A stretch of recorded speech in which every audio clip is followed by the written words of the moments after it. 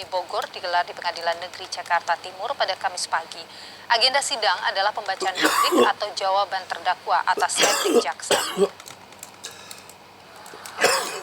Duplik disampaikan ketiga terdakwa kasus tes usap COVID-19 di Rumah Sakit Umi Bogor, yakni Rizik Sihab, Direktur Utama RS Umi Andi Tatat, dan juga menantu Rizik Sihab Hanif Alatas. Ketiganya tidak menerima pernyataan jaksa yang sebelumnya disampaikan dalam sidang replik. Sebelumnya, saudara, terkait dengan kasus tes usap COVID-19 di Rumah Sakit Umi Bogor, jaksa memberikan tuntutan 6 tahun penjara terhadap Rizik Sihab karena dinilai menyebabkan berita bohong terkait dengan hasil tes usap COVID-19 yang dijalaninya.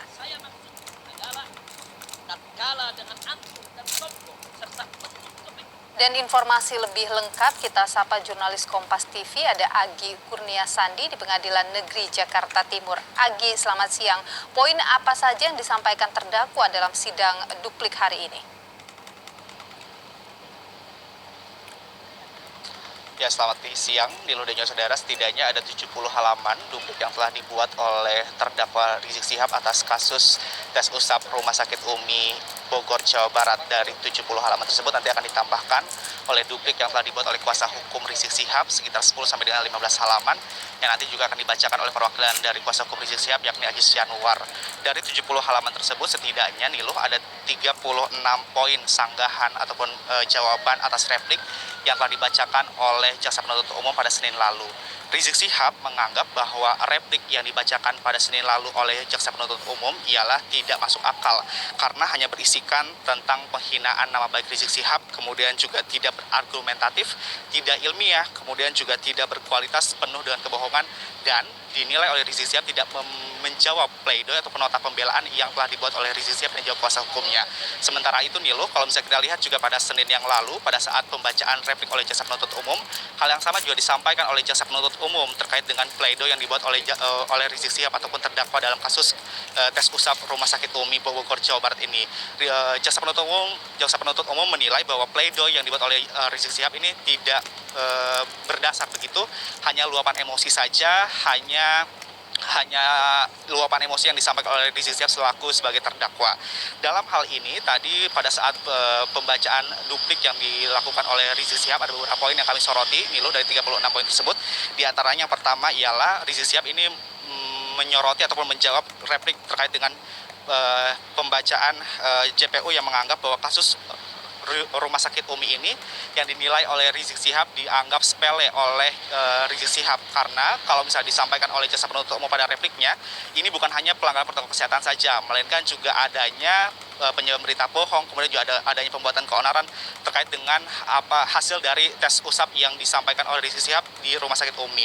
Dalam dupliknya, Rizik Sihab ini menyampaikan bahwa sebenarnya yang membesar-besarkan kasus Rumah Sakit Umi ini ialah jaksa penuntut umum, karena Rizik Sihab ini menyampaikan bahwa dirinya dalam kasus ini hanyalah pelanggar ataupun yang melanggar protokol kesehatan saja, tidak ada melanggar ataupun kejahatan-kejahatan lain yang sebelumnya juga didakwakan kepada dirinya oleh jaksa penuntut umum.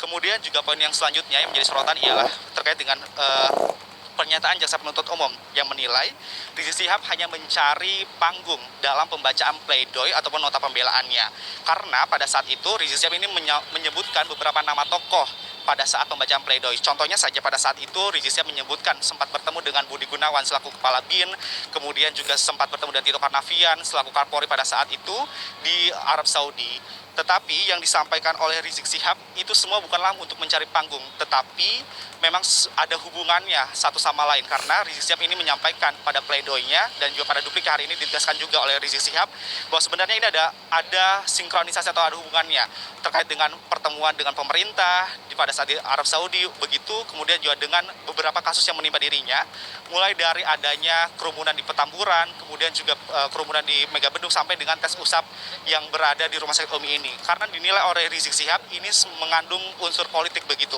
yang tadi disampaikan atau yang ditegaskan dalam dupliknya. Poin selanjutnya ialah selain mencari panggung yang dinilai oleh jaksa penuntut umum, Rizik juga tidak menerima pernyataan jaksa penuntut umum yang dinilai adanya penyeludupan pasal terkait dengan kasus tes usap Rumah Sakit Umi ini, karena Rizik Sihab ini menilai ataupun tetap berdasarkan bahwa kesalahan ataupun kasus ini hanyalah merupakan pelanggaran protokol kesehatan saja, bukan adanya pelanggaran tindak pidana. Tetapi yang disampaikan oleh jaksa penuntut umum pada repliknya, ini ada hubungannya dengan penyebar berita bohong, sehingga Rizik Syihab didakwakan telah melanggar pasal 14 ayat 1 nomor 1 tahun 1946 tentang peraturan hukum pidana, dan Rizik bisa ataupun diancam dengan hukuman maksimal 10 tahun penjara. Walaupun sebenarnya pada tuntutan yang disampaikan oleh jaksa penuntut umum ini, Rizik dituntut untuk mendapatkan hukuman pidana 6 tahun penjara. Hal ini juga yang tadi disampaikan dalam dupliknya, sebenarnya Rizik tidak menerima kalau misalnya dirinya harus menerima hukuman 6 tahun penjara. Seharusnya dirinya hanya mendapatkan hukuman administrasi saja, karena tidak ada hubungannya dengan tindakan pidana. Kemudian juga Rizik Syihab tidak menerima adanya pernyataan yang disampaikan oleh jaksa penuntut umum tidak ada diskriminasi hukum terhadap dirinya.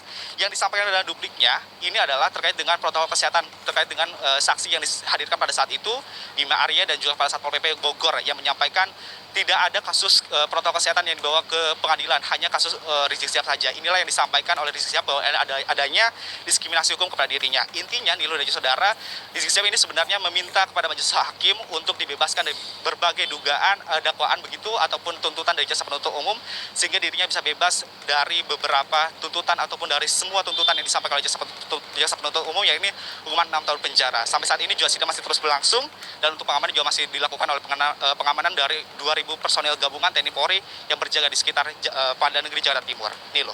Sidang duplik sampai dengan saat ini masih berlangsung di sana, pengamanan juga masih dilakukan oleh pihak kepolisian. Terima kasih laporan Anda, jurnalis Kompas TV Agi Kurnia Sandi.